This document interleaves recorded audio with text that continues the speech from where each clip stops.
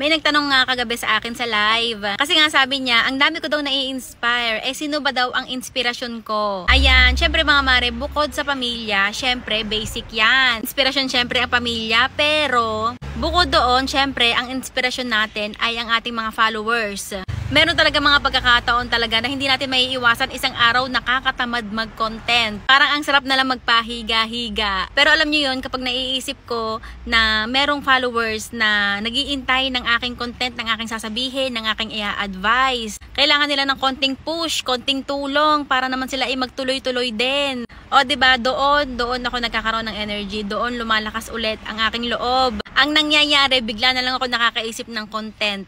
Yun yung maganda kapag may purpose ka dito sa pagbablog. May purpose ka, gusto mong makatulong sa iyong mga viewers. Habang tumatagal, malalaman mo kung anong kailangan ng viewers mo. Kapag nalaman mo yun at kaya mong ibigay yun, hindi ka mauubusan ng iko-content sa isang araw.